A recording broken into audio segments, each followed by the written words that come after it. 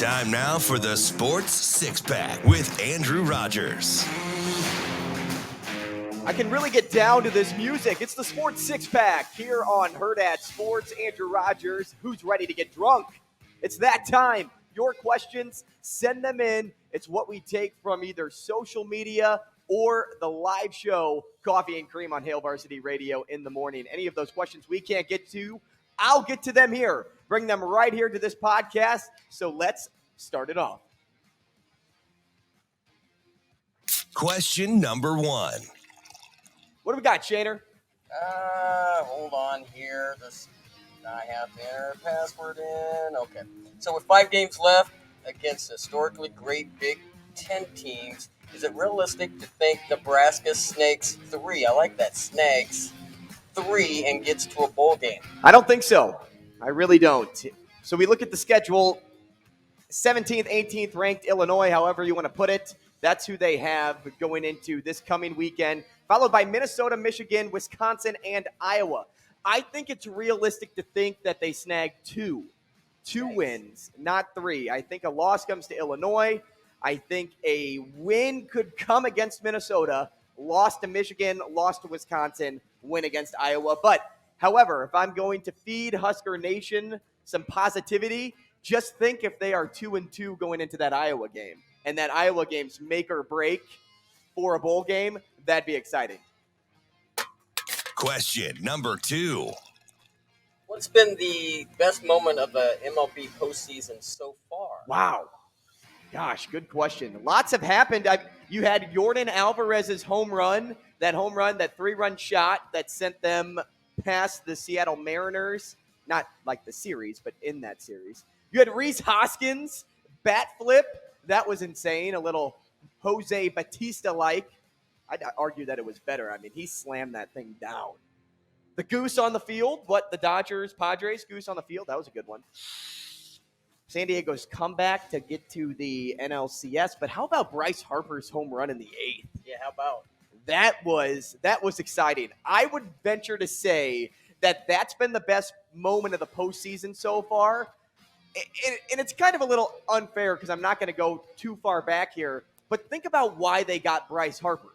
They got Bryce Harper for moments like those.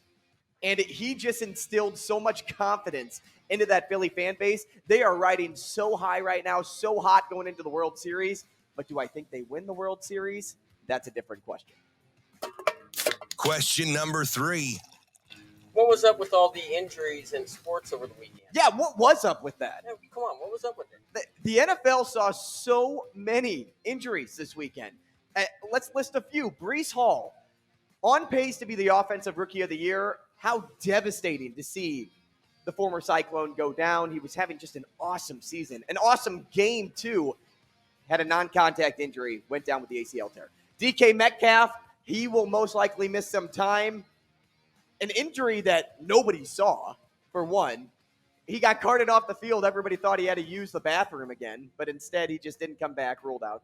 Chuba Hubbard shaken up, Mike Williams shaken up, J.C. Jackson shaken up, Amon-Ra St. Brown shaken up, Alan Lazard shaken up, David Njoku shaken up, Evan Neal shaken up, Rashawn Gary, Antoine Winfield Jr., Brandon Jones. There were so many injuries over the NFL weekend. And then, to top it all off, late Sunday night, if you watched the Pelicans basketball game, you saw Brandon Ingram and Zion Williamson get taken down with injuries. I mean, they were just piling up this weekend.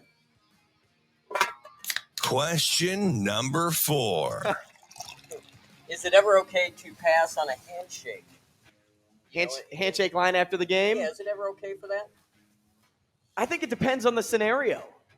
The scenario? I think if you – so I'm assuming this question comes from what sparked in that Omaha-Alaska hockey game over the weekend. That was part of the spark of it. It was heated. It was. And that matchup was heated the entire time. You take a look at what happened on Friday night. Alaska wins in overtime, celebrates in front of Omaha's bench. Then on Sunday, Omaha does the exact same thing, gives Alaska a taste of their own medicine. In that moment, I think it's okay for the refs to say, guys, we're not shaking hands. We're not shaking hands. I know that sportsmanship is such a big thing in sports, but when it comes to that moment, when it comes to that exact scenario, the refs need to make the executive decision to pass on the handshake line. Say, hey, we go our separate ways, and I'll answer to the league later. But by doing that, you avoid possible game misconducts handed out. And that is something that is going to ride now these college sports teams. Now, when you get to like coaches handshaking, like, at half field, something that we saw, I mentioned this on Hot Takes earlier in the week, now the morning dump. When you get two coaches at midfield, they need to be cordial. Your picture was classic of the two coaches Yeah. on Twitter that you had. That actually wasn't the two coaches, though.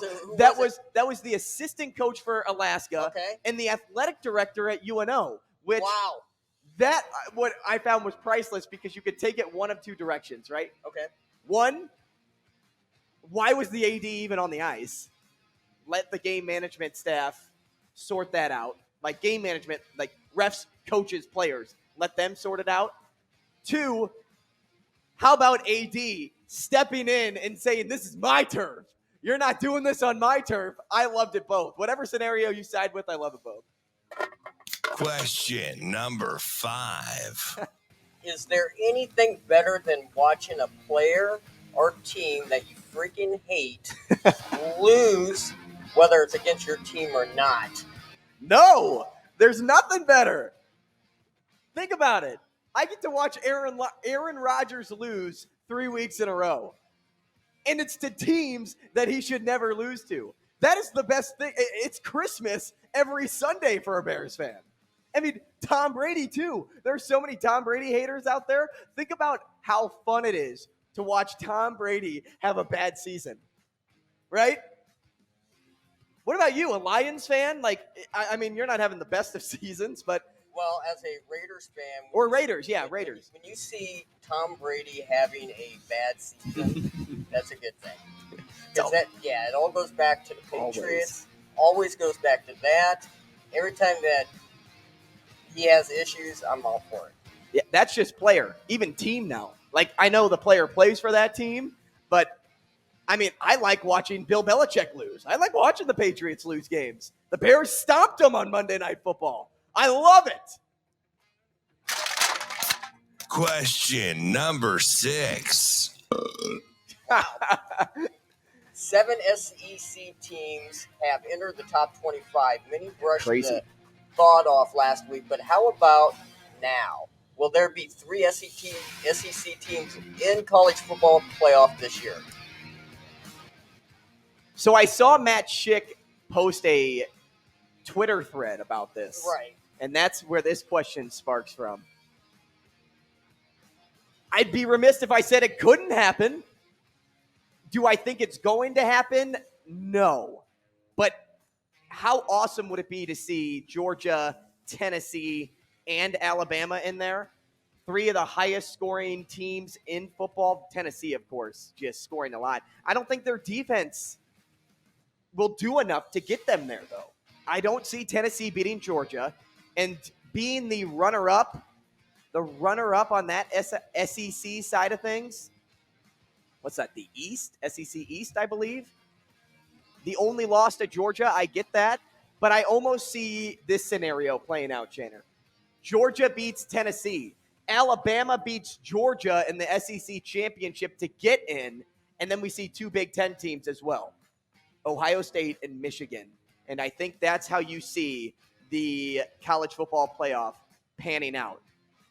Only caveat to that, Clemson could be undefeated.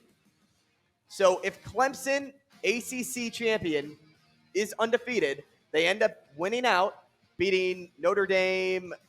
Right. Who else do they play? They just beat Syracuse. Should be ahead of myself here. Give me 1 second.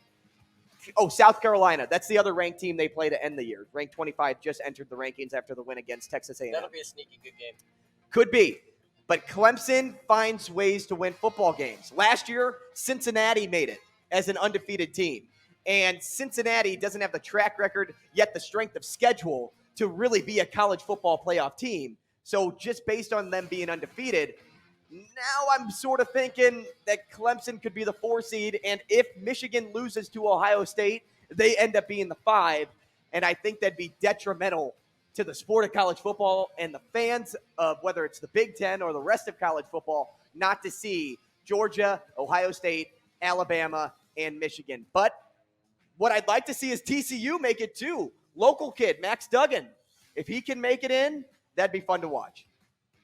There you have it, the Sports Six-Pack here on Hurrdat Sports. Get those questions sent in. We're getting drunk together. We heard Cam, he's our voice guy, get drunk really fast in this segment, and he will do that every single day with us, and I want you to join as well. Thanks for joining us. Feeling tipsy yet? Catch more of Andrew Rogers from 7 to 9 in the morning on Hail Varsity Radio.